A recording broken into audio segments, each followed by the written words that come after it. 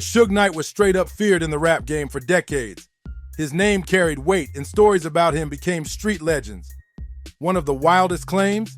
That he threatened Eazy-E's own mother if Eazy didn't let Dr. Dre out of his Ruthless Records contract. And once Dre got free, he and Suge teamed up to form Death Row Records, the label that completely took over the West Coast. Together, they built an empire, but that empire didn't last forever. Instead of just dominating, the whole thing spiraled into chaos, and the beef that grew out of it eventually had Suge Knight behind bars for homicide. The story is crazier than most fans even realize. So let's rewind and break down how it all went down, how business turned personal, and how Suge ended up taking out one of his own. Back in the days when NWA was running the game, it looked like they were about to put the entire West Coast on top for good.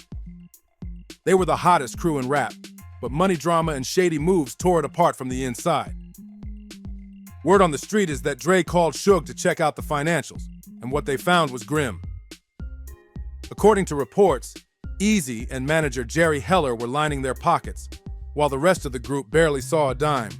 Dre was done with it, he wanted out, but Eazy wouldn't release him from that ruthless contract. Now here's where Suge's reputation really came into play. He wasn't just a rookie in the music business.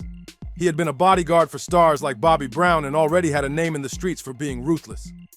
People still talk about the time he allegedly dangled Vanilla Ice off a hotel balcony, threatening to drop him unless he signed over royalties for Ice Ice Baby.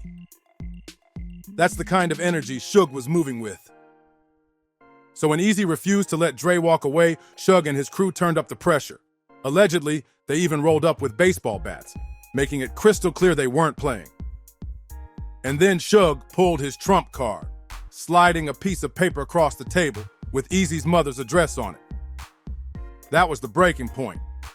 Eazy signed the papers freeing Dre, and in that moment, the whole landscape of West Coast rap changed forever. The DOC and Suge Knight came together in '91 to launch Death Row Records, and by '92 they had the whole rap industry shaking.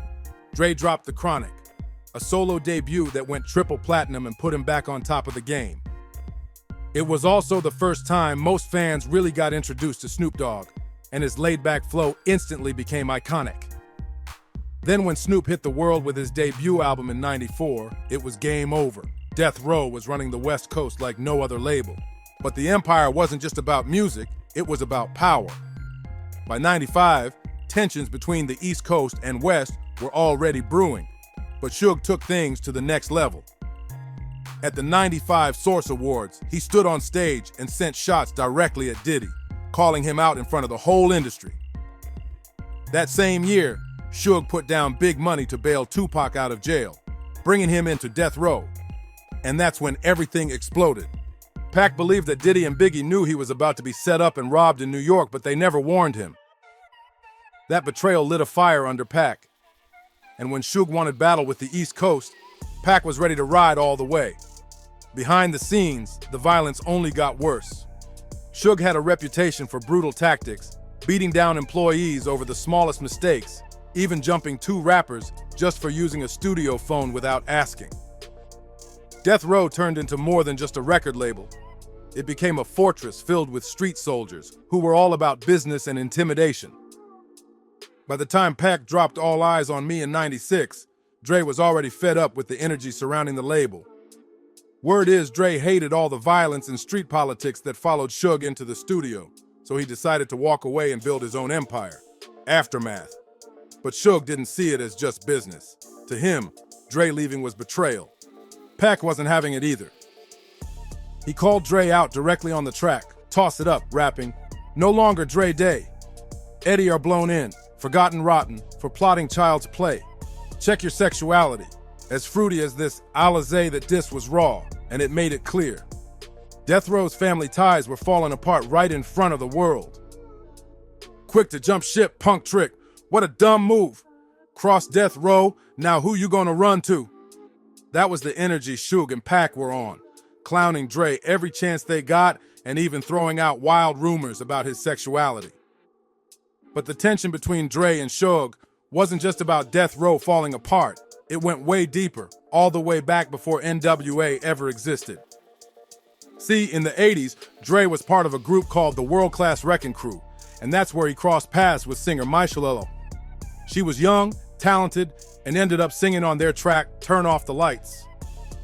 Dre was already in his 20s with kids, but he started dating her around that same time.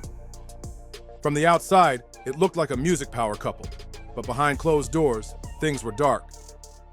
Michello has publicly accused Dre of physically abusing her throughout their relationship, and the details are disturbing.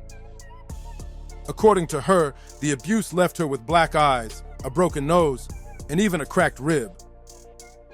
People close to the situation backed up her story, and she admitted the trauma pushed her into using alcohol and pills just to cope. Their relationship eventually collapsed when she found out Dre had gotten engaged to another woman while still with her. That was the breaking point that finally made her leave. That's when Suge Knight swooped in.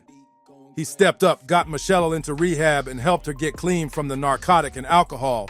And eventually, while Suge was locked up, the two actually got married in 1999. On the surface, it looked like Suge had saved her. But the reality wasn't much brighter. Michello later revealed Suge hit her too. One blow was so brutal it dislocated her jaw. And the drama didn't stop there. When she filed for divorce in 2005, she learned the marriage wasn't even legally valid because Suge was still married to his ex-wife, Sharitha. Imagine going through all that chaos, only to find out the marriage papers didn't even count. This messy love triangle between Dre, Suge, and Michello made their beef personal in a way money and contracts never could. It cut deep. It wasn't just about women or music. The money wars between Suge and Dre were on a whole other level.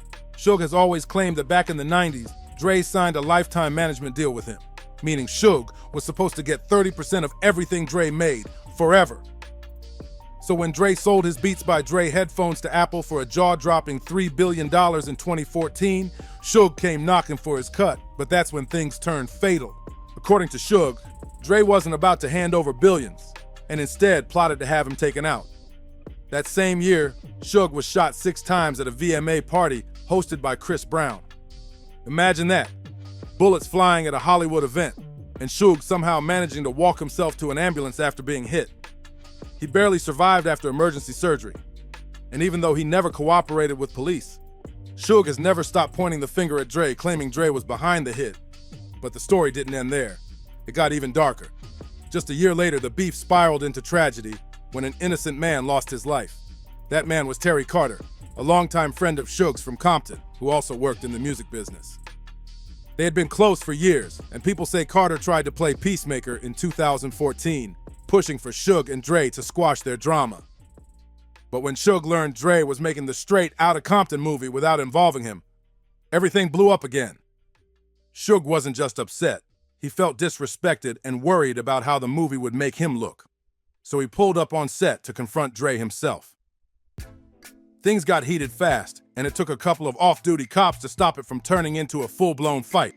Actor Clebone Sloan, who had his own street history and old issues with Suge, was also on set and confronted him that day, adding even more fuel to the fire. After being kicked off the set, Suge got a call from Terry Carter. According to reports, Carter told him that Dre wanted to meet up and finally put the beef to rest. Suge agreed, and the two linked up at a burger joint in Compton. But instead of peace, that meetup turned into one of the most infamous moments of Suge's entire life. 2 men in cars, talking it out, but about to spark something that would shock the whole industry. That's when chaos broke loose. Bone allegedly ran up out of nowhere and started swinging on Suge through his car window.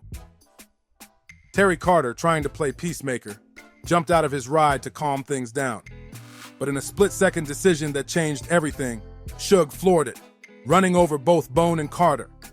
Bone survived with brutal injuries, but Carter was tragically crushed to end after Suge's truck rolled over his head. The moment was caught on camera and it shocked the whole industry. Suge was instantly facing homicide charges, and his version of events didn't line up in court. Dre, for his part, allegedly laughed at the idea that he ever wanted a peace sit-down with Suge. Meanwhile, Suge was pointing fingers, claiming Dre had paid Bone $300,000 to take him out. But here's the problem. If Bone was really paid to end Suge, why would he just run up and punch him through a car window instead of pulling a trigger? The math didn't add up. As the trial dragged on, Suge pulled every stunt possible to dodge a conviction. 2 months after Carter's passing, he told a judge he was going blind. Later, his lawyer pushed a story that Suge might have a brain tumor. That turned out to be a lie. But in 2017, Suge did end up hospitalized from serious blood clots, buying him even more time and delaying the trial again. But the clock eventually ran out. By September 2018, Suge finally caved, pleading guilty to voluntary manslaughter instead of facing a full homicide trial. The sentence was heavy, 28 years behind bars. At nearly 60 years old, with major health problems already stacking up, it's likely Suge will never walk free again. His earliest shot at parole isn't until 2034.